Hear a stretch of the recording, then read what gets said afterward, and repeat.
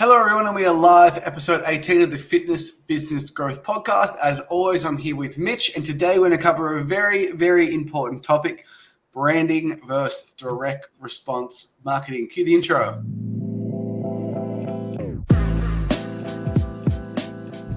Welcome to the Fitness Business Growth Podcast, a podcast run by gym owners for gym owners. My name is Mitch, and along with Jamie, we are your hosts, and we will be discussing all the important things that you need to run a successful fitness business. From marketing to lead generation to sales to retention to staff and much, much more. So if you are a fitness business owner, then this is for you. We hope you enjoy the following episode, and we will speak with you soon. Hey, mate, we're back. When do you reckon we'll get a new intro in? What episode? Oh, mate, if we're talking about branding and direct response today, probably never. Don't think it gets many views on YouTube anyway. Hey, actually, you know what? I did have a look the other day. One of our episodes has like 80 views. On YouTube? Yeah. How'd that happen? I don't know. I've watched it about 70 times, so that would account for most of them. Yeah, no idea. Well, mate, today we've got a really, really important topic. It's something that I feel very, very, very, very strongly about, and I want to frame it by starting off with an experience I had with a business coach maybe 6 months ago. Now, I inquired to get some help with Google Ads because, truth be told, neither of us are very, very competent with Google Ads. I have dabbled before, but I wasn't exactly sure of keywords and targeting and just a few other things. So like all good business owners, I seeked help.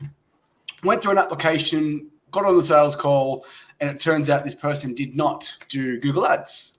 But I thought, I'm on this call, I might as well find out how this guy can help me. And we started talking about direct response versus branding. Now, little did this guy know that we run fitness business consulting, and most fitness business owners don't know their numbers as good as me. And he brought up our website, breakthroughactive.com.au. Looks pretty nice.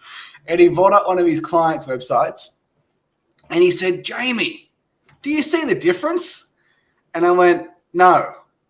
And he went, but what about the colors? And I said, well, maybe the colors are nice, but there's a 2-week trial for $14. I don't agree with that. And he was floored. He didn't know what to say. And I went through like our cost per lead, cost per acquisition, the amount of members we've got, that we don't work in the gyms. And he was continued to be like, just. And I almost thought he should have just gave up. But he's like, but what about the brand? You can't rely on direct response. You got to improve your brand. So then I went on his Instagram page, hasn't posted. Looked at his website, it was shit house. And one thing that really triggered me at the end of the call, we were talking about Alex Hormozi. I love Alex Hormozi. I think Bedros Koulian needs more of a shout out, by the way. He was the OG. He was like 10 years before Alex Hormozi. Yeah. And anyway, at the end of the call, he said, Jamie, like, I know you love direct response. We must have spoke about gym launch or whatever the case may be. He says, even Alex Hormozi's come around on brand this year, which he has. But Alex Hormozi is no longer running a small local gym in a shed behind a factory. And I wasn't annoyed, but I was just like, the word brand is, you can't quantify it. And it's something a business coach could say, or someone could say in general, like, you've got to improve your brand. Why didn't it work? Because your brand sucks. And that just isn't helpful for people. Yeah. So I think it's important for, like, really, really important for big business. You don't see Coca-Cola doing direct response marketing to sell Coke.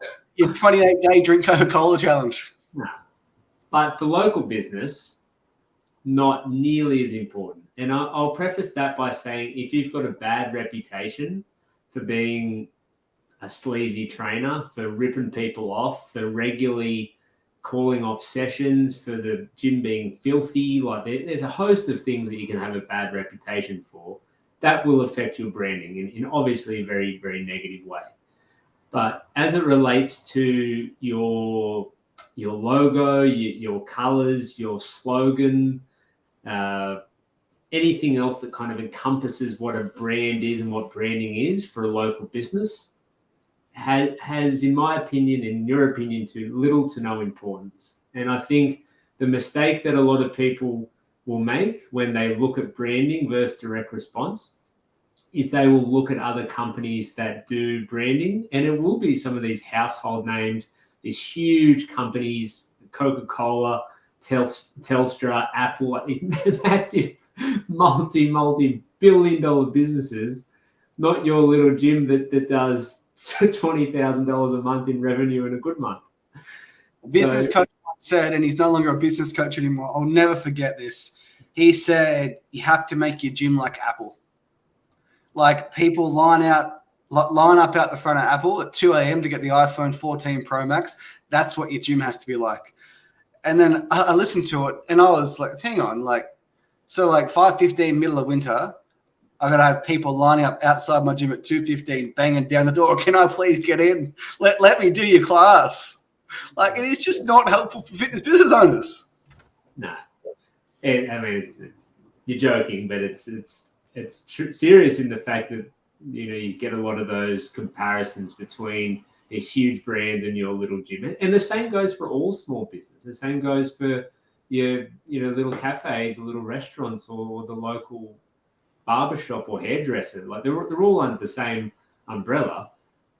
Obviously, if the hairdresser is renowned for being an absolutely huge gossip and putting shit on people's husbands or something, that's not going to be good for business. But as it relates to, if it does their colors in their logo match their branding and what they're sort of trying to, their ideal customer they're trying to attract, because of that, the way that E is curved in their logo and the way that neon lighting protrudes through the window of a nighttime when you walk past, it's just not important. And that's where branding has its place in business, and I don't think you're arguing that at all.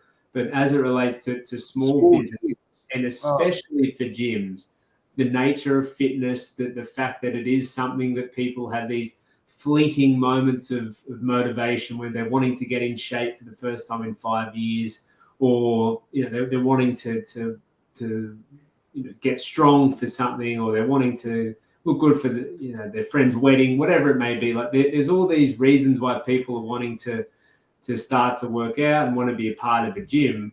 It's just completely different than just about every other business in the world with what they offer. And therefore, direct response marketing is so important, because we need to get these people into our program, and part of that program when they're motivated, not by providing these very vague branding ads and this branding marketing and having new logos and new colors and rebrands. All of those things are really important for larger companies and bigger businesses, but not for your little gym that has 50 to 100 members in a 200 square meter gym at the back of an industrial area. In 2018, we hit our peak in membership. We had 3 facilities at this time, and we had 908 members. No website, nothing. Couple of kettlebells. And there is the exception to the rule, of course, but if you were to spend $5,000 on a website versus $5,000 into direct response paid marketing, the ROI on $5,000, we could turn that into $25,000. Not to mention you'd have, in terms of building a brand, right? Let's say we are going down, I want my gym to have a good brand. Get more fucking clients. Get them a result they'll tell their friends. That's how a gym builds brand, by getting clients. You don't do branding and then clients start joining. You get clients first, and over time your brand will develop. Well, I think like a lot of what we discussed, in a perfect world, if you had an absolutely unlimited budget on marketing, you would have the top of the line website. You would be able to have branding campaigns on Facebook and other social medias and through Google and everything that was just general awareness, and you are sharing some of the more deeper messages of what your brand wants to be and what your gym is all about. But find me a business owner that has that unlimited budget. You know, we talk with business gym owners and fitness business owners all the time, and they have a really finite amount of money that they can spend on advertising and marketing their business.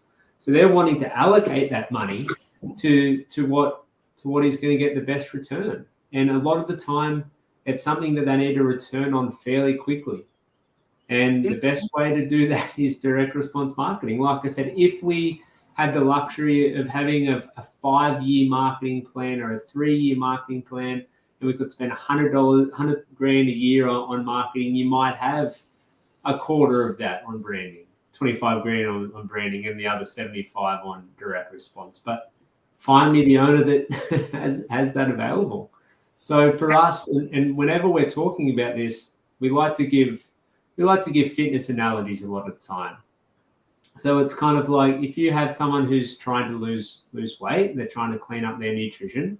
What's more important, the macros that they're eating or the apple cider vinegar that they might be having in the morning? Well, it's a person who's trying to have quality food but just eats too much of it. They're still going to be fat. Like, yeah, that's a better way to look at it. It's the quantity versus quality argument. You can have a nice website and you're blue. You've seen the psychology behind colors where blue's a really trustworthy color. You got to match that blue perfectly. I saw another business coach saying that like your landing page should be the exact same color as the Facebook logo because it builds trust. So when people go from Facebook onto your landing page, if you're using a website, they still think they're in Facebook. They're more likely to give you their details. And that might be true. But how much traffic do you got to feed through that ad, through that landing page to make that determination? And fitness business owners don't have money and they're not fucking split testing landing pages. Well, that's something that you could just do quite easily. I think that's a bad example on your behalf because I think you could just make it the same color and just let that be. But if you had to spend $5 grand to change your landing page to it so it was the same color, that's when you're running into problems. Yeah. Or it goes back to last week's episode, which is just another thing to confuse business owners. Like maybe you go from Kartra to ClickFunnels because ClickFunnels loads faster. That's why your gym's failing. Is it? Is you sure about that? Using the nutrition argument again, your example was better than mine. So if someone is absolutely spot on with their macros, like absolutely spot on, they're getting exactly 2 times their body weight in protein, they're getting a healthy amount of fats and carbohydrates to eat, equal their exact caloric amount that they need to be in a slight calorie deficit, so they are able to maintain and build lean muscle and lose a bit of body fat each week. And then you get someone come along and say, you're not having enough vitamin A. It's like, okay, like you're not getting enough micronutrients. And that might be true, but it's like, well, I'm focusing on one thing at the moment, and that one thing is me being absolutely spot on with my macros. And if it means that I potentially aren't eating quite as much vegetables as I should be, I'm still okay with that because I'm doing all these other things right. And if you look at that as it relates to direct response versus branding, and that's what this guy was saying to you. Like you obviously are all over it when it comes to direct response marketing. And then you've got him saying, what about your vegetables? Got to get your vegetables in. Like, look, what about your vegetables? Yeah, 7-year gym owner. I was almost laughing on the call. And it goes back to last week, mate. I'm just pissed off.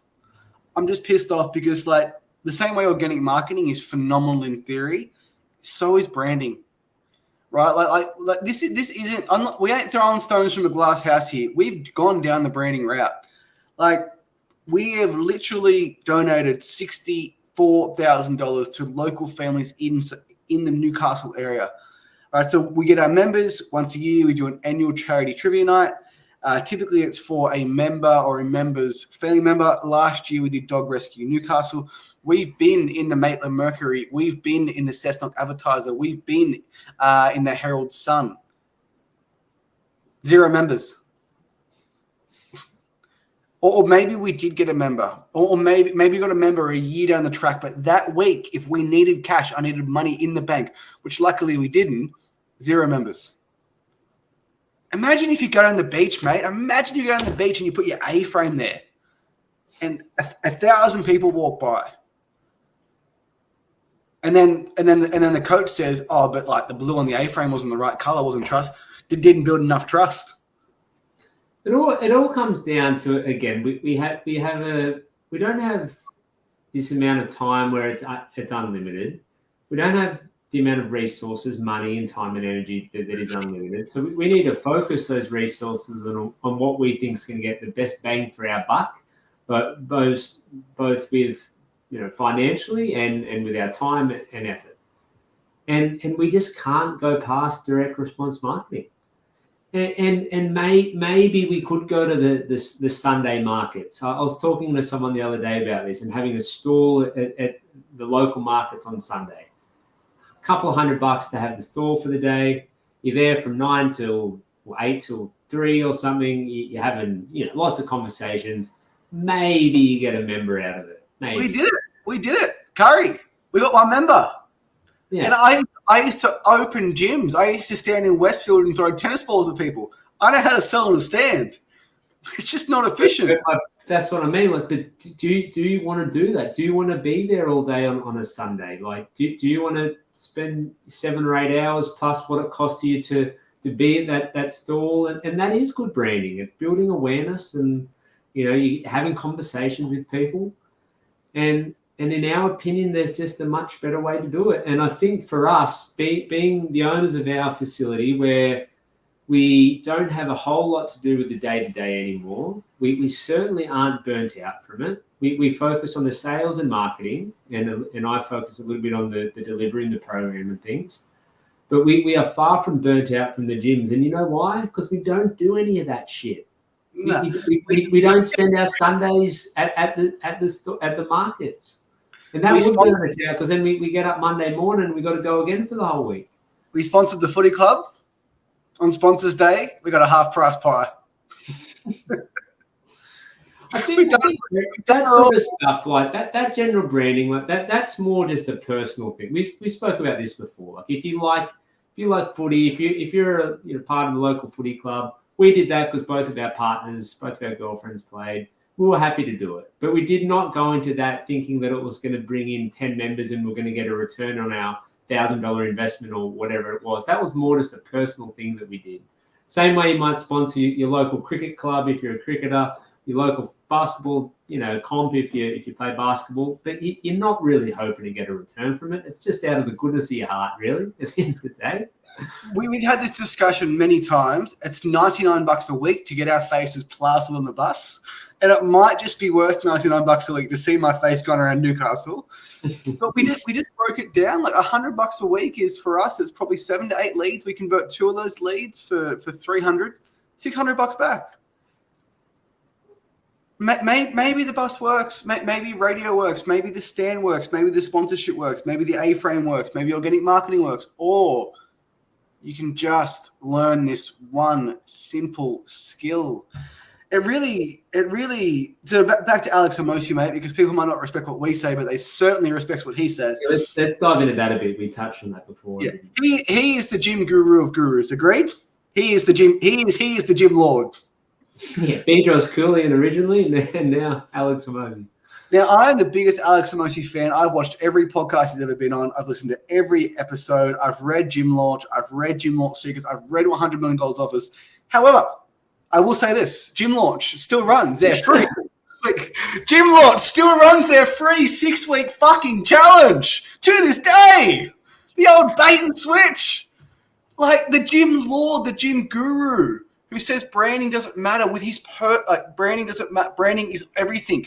He is not running those gyms day to day to day, and he still owns 30% of Gym Launch. I've listened to his story, mate. $46.2 million for Gym Launch and Prestige Labs, still owns 30%.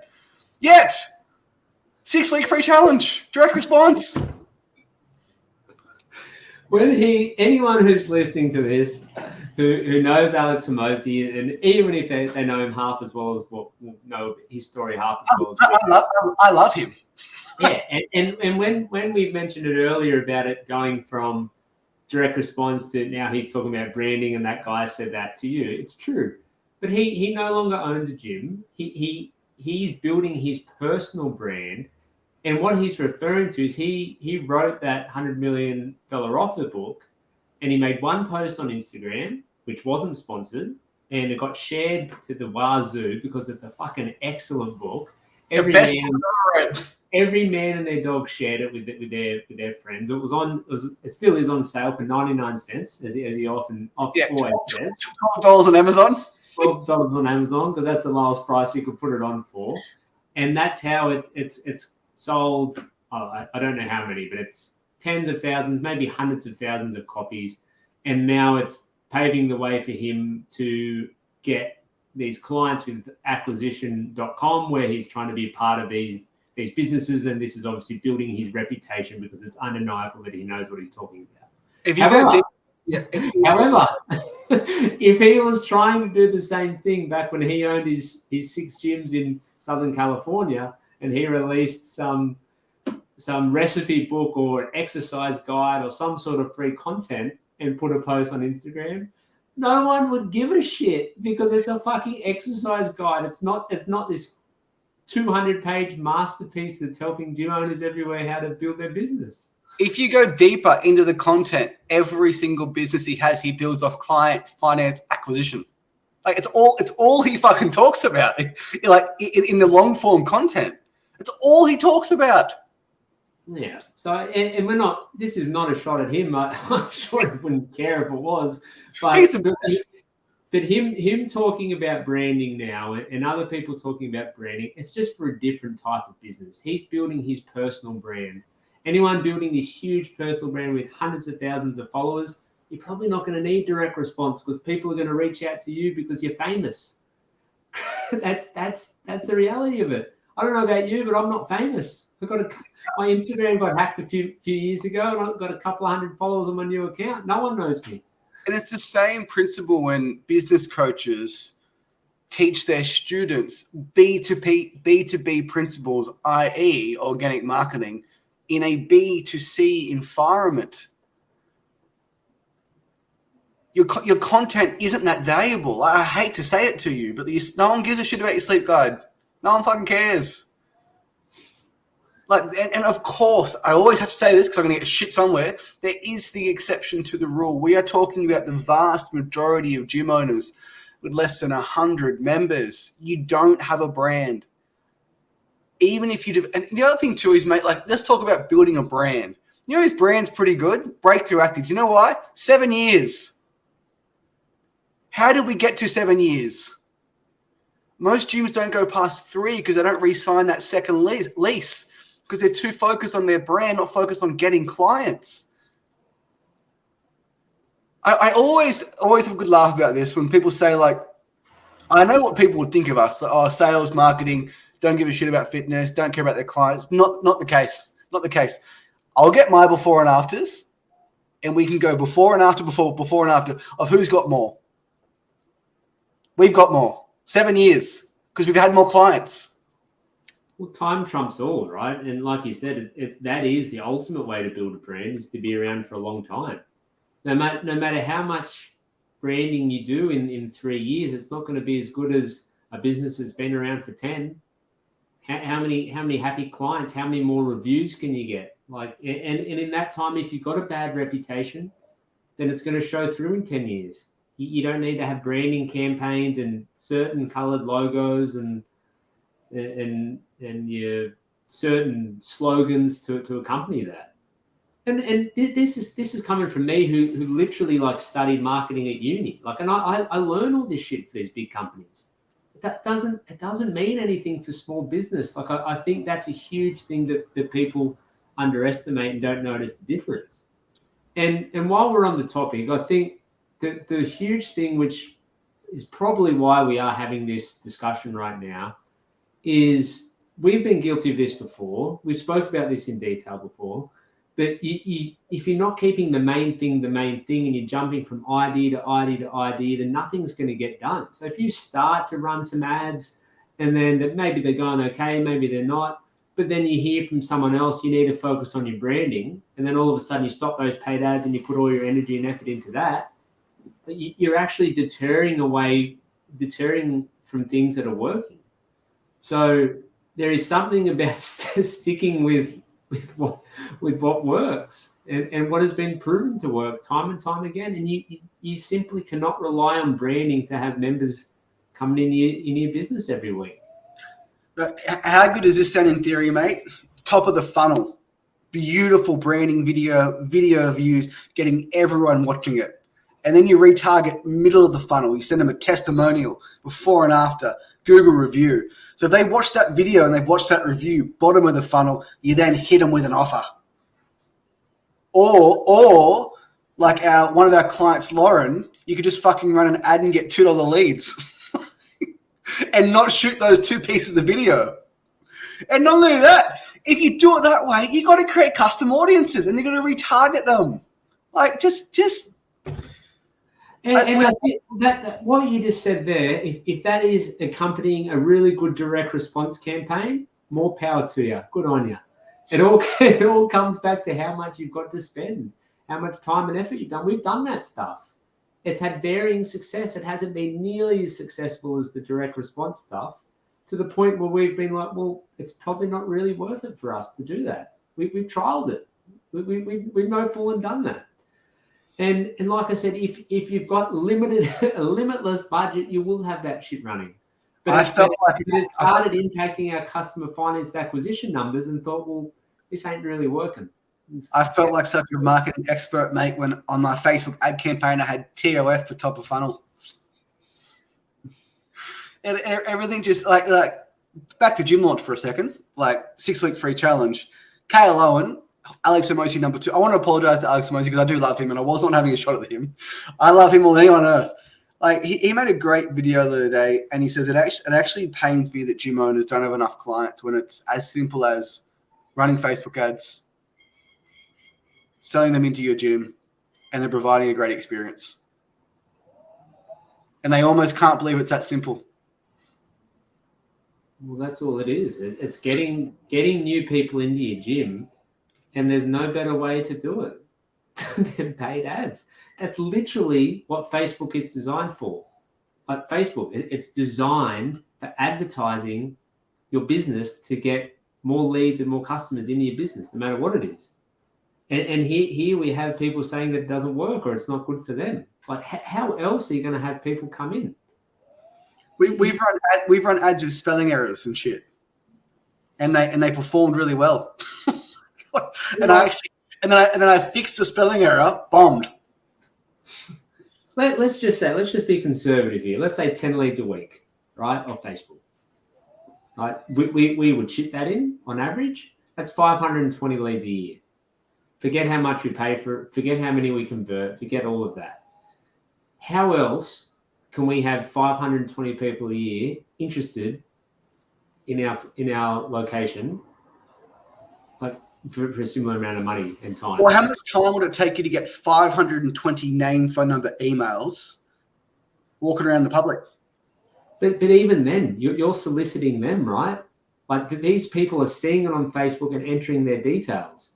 So there is no other way. Like, tell me, 520 people in the local area, and then we're going to do it again next year, and then we're going to do it again next year. That's 1,500 in 3 years. Like, how the hell are you going to get 1,500 inquiries any other way? I can say this from first-hand experience. The biggest fitness company in Australia, no brand. Direct response. And I truly think that the nature of fitness it's different than a lot of other services and a lot of other businesses. I will give it that, and I think that's where a lot of people's confusion comes in, because the nature of fitness is people can take it or leave it at the end of the day. Let's go back to Alex Hermosi, the gym lord himself. And like Sales Sniper, I've heard it 100 times. Fitness is one of the most difficult things to sell in the world. And to prove my love of Alex Hermosi, mate, we're going to get the value equation. So what is value? It is desired outcome, perceived likelihood of achievement, effort and sacrifice, and time delay. Now, the desired outcome would be to lose 10 kilos, right? We're going to lose 10 kilos. Right. But what is the perceived likelihood of achievement that person's going to lose 10 kilos when they've tried 10 times before? Very, very, very, very low. How long is it going to take that person to do it? 12 months. couple of months. They're going to have to sacrifice things they love and start doing things they hate. Therefore, it is not valuable at all. Versus, if I go and buy a coffee, my perceived likelihood of drinking that coffee is very high. My effort and sacrifice is very low, and it's going to make me feel good. We're selling something that is so unique, and you're 100% right. Like, fitness business owners get confused because it is. There's nothing else like it in the world. Well, it's just those most things you get some sort of instant gratification from. You buy a product, you start using it that day, you enjoy it. You buy a new TV, you hook it up, fucking thing looks great on your wall. 4K, you put on Toy Story. The picture's clear. You're watching Toy Story. You're watching some nature documentary. It looks fucking great. If you start a gym, your first workout, it's fucking horrific. You're sore. You can't keep up. You're sweating. You feel embarrassed. Like it's tough work. You're getting up early, or you're not home, early after work, and yeah, that's the first of probably 50 workouts, I'd say. But before you're actually able to, probably not 50. That's probably it. Probably 12. Yeah, 12. I was going to say 4 weeks. 10 to 20. 4 weeks before you're actually feeling like I'm getting somewhere here. But not from a physical standpoint, because you have to have made all these changes to your diet then to be able to do that. You need to stop eating some of the shit you love. You need to start eating some of that healthy stuff that you don't really enjoy. You need to lay off the booze, which you enjoy every Saturday night. It's a very, very hard thing to sell. And we're not trying to be negative Nellies here. But the fact of the matter is that's why direct response marketing is more important for products and certain services like this, as opposed to other things, as opposed to the iPhone. Like the iPhone doesn't need to be sold. Like, look at it. Look at the fucking thing. Yeah. Cinematic view on my camera now. It's amazing. Not to mention, how many alternatives to the iPhone are there? Not that many. How many alternatives are there to the gym you're doing? There's probably 30 in your town, or you can just do nothing. We'll go for a walk. And we're not being negative. We're just telling the truth. We're fucking telling the truth. These other business coaches don't tell. If you want to survive, if you want to be open for more than 3 years, you have to learn direct response marketing. You have to learn how to sell in person or over the phone. And there's skills that can be learned. And then in facility, deliver a great result, which you're probably already fucking doing. I think most people do nail that. It's just they just don't have enough people coming in. That's the fact of the matter. And we might leave it here because we've been going for a while, but it's no coincidence that gym owners, and if you're listening, this might be you, it probably is, you get stuck at a certain amount. Now, people that get stuck that we talk to are probably about 50 members less than what we are. And you know why that is? Because our last 50 have all come through customer finance acquisition and through paid advertising. Those extra 50, that is all cream. We don't have to do anything more for those people. They're in there, they come into our group sessions. We're not having to fulfill them more. They require a little bit more communication, obviously a bit of wear and tear on the equipment, but it is effectively all cream at that point. And the reason why so many gym owners get stuck at that 50 to 75, 60, like 50 to 70, is because they've just hit that balance point. Everyone who's interested organically has come, and they haven't reached the broader community. No one knows about them. Or if they do know about them, they haven't heard about them for months or years because they haven't run anything paid. And there's so much competition now that, maybe 10 years ago when you're the only group fitness CrossFit gym in town, it was a bit different. But these days there's 5 or 6 or 7 or 8 in every town. So what chance do you have if you're just sitting on your hands doing nothing? Wonder why you're plateauing at 60 members. There's 3 new gyms opening in Cardiff. Bunker, Strong Pilates, and S1. That's in like last month. So all you people stuck at 60 members, every single gym in town is just going to have 60 members. And none of you are going to make money. Because let's just say there's 1,000 people in your town who like group fitness. And let's just say there's 20 gyms. Okay, maybe not 5. Let's just use that example. You've got 50 at each gym, right? So you can either start to get some people from the other gyms one way or another, Or you can convince 1,001, 1,002, 1,003 extra people who aren't currently doing it and expand that market and have them in your facility, which is done by paid ads. How many times have we spoke with people who have never done group training before? The majority.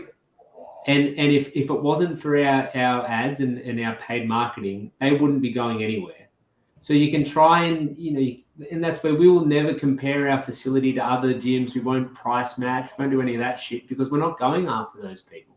If they end up in our network because they get referred or they see one of our ads, whatever it may be, then great. But we're going for those other people that aren't doing anything currently. Or maybe that they used to go, or they used to play sport or whatever it may be. But the only way you're actually going to reach those people and be able to expand your share of the market is by attracting new people to the pool. And the only way to do that is through paid ads. Let's leave it there, mate. Branding versus direct response covered. Yeah.